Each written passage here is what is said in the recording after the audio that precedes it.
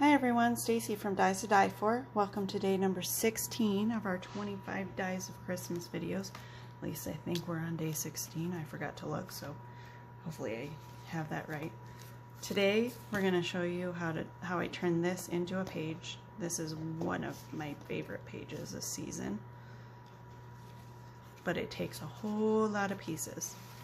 I used a lot more pieces than what I used on the actual card. So first I took my 12 by 12 piece of paper and I inked the background with the Simon Hurley Breakup Blue ink. And then I took my snowflake background plate, which has a frame around it, but I cut the frame off all the way around it. And then let me find my piece. Oh, my pieces are a mess. I don't think this was the piece. Nope. I cut some for the edges.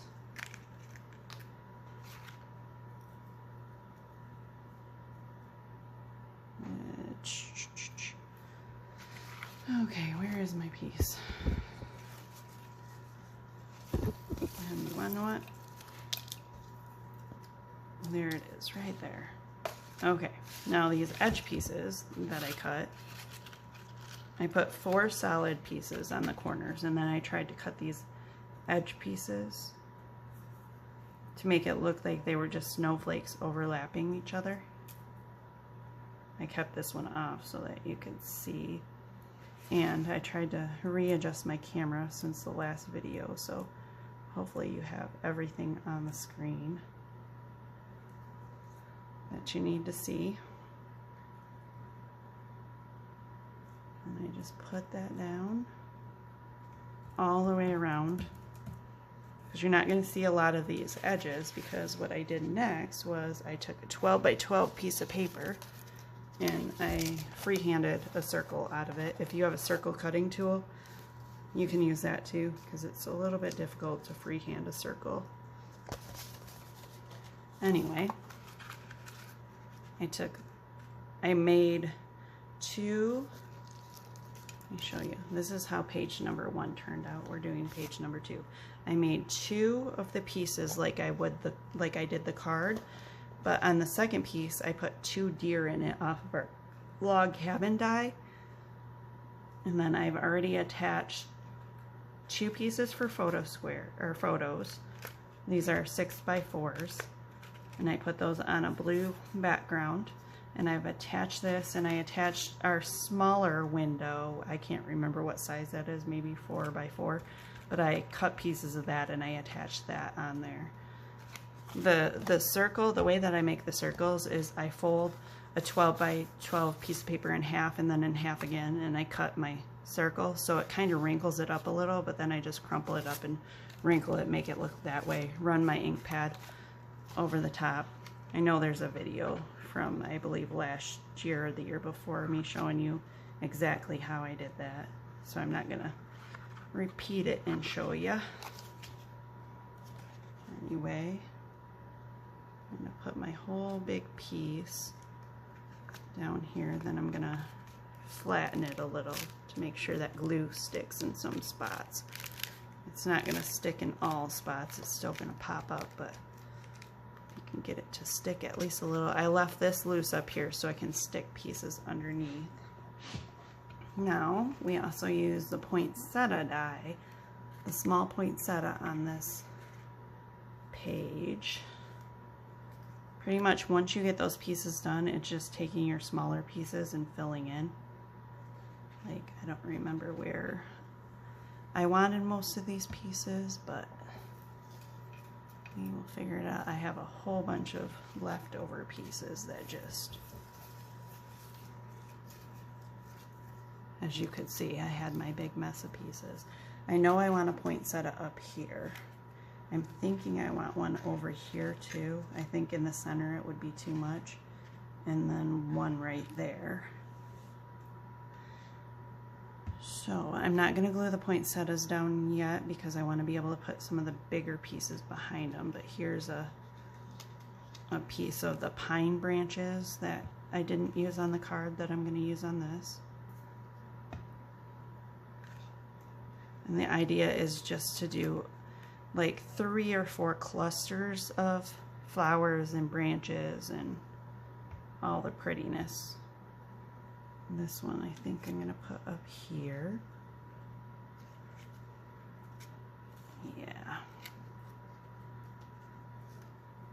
I like doing the clusters. They're fun. This is our holly leaf. I didn't use that on the original page either, but I have a few of those. I just tuck under the flowers.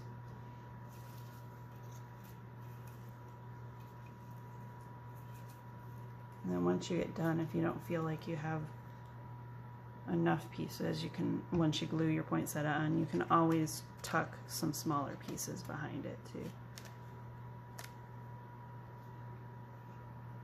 Okay. Now we have all kinds of different colors of green to add in. And these pieces are off of the Bette Manning, one of her die sets. One of the dies to die for collab dies. I think I want this color hanging down here too.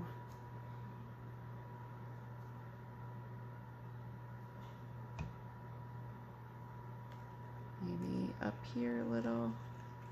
Yeah, add some of that green in there. And I have the forget-me-not flower branches. I'm just gonna tuck some of those back there to get some more of that blue. And these are 2 different sizes, so you can use one size, you can cut some down. I left the tops white to add some more of the white in there too.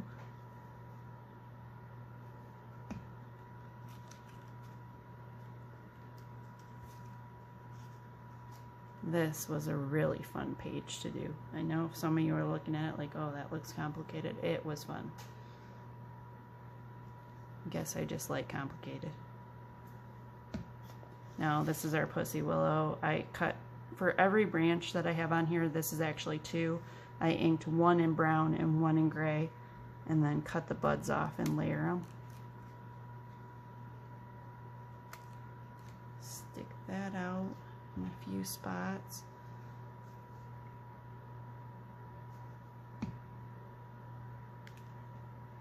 I'm trying to hurry because, like I said in a previous video, I don't like to make my videos too long and boring. But these are a lot of pieces to try to get down in 10 minutes. I'm challenging myself today. And it's okay for those to, the picture's going to be here to kind of go over where the photo's going to be. Let's see, I have some of the regular pine branches too.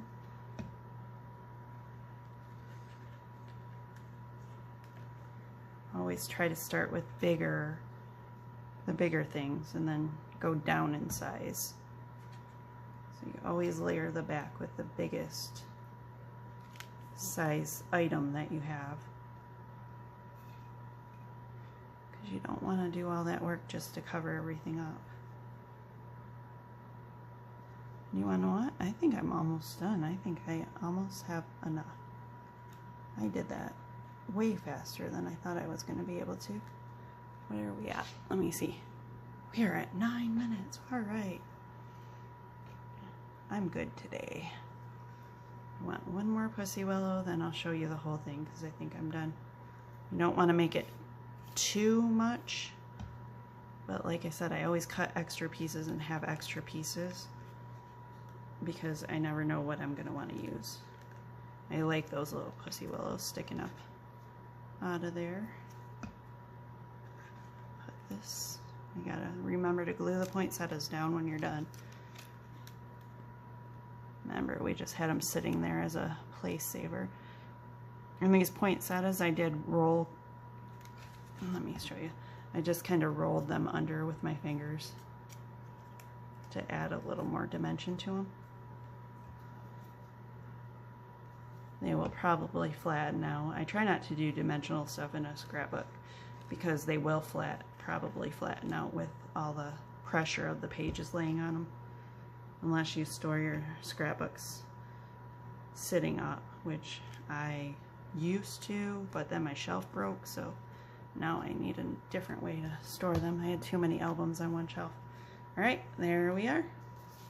I did it in 10 minutes. Let me show you page number 1. It's got dog hair on it. That's page number 1 into page number 2. And again, I just love these pages. Oh, I forgot to add some snowflakes in.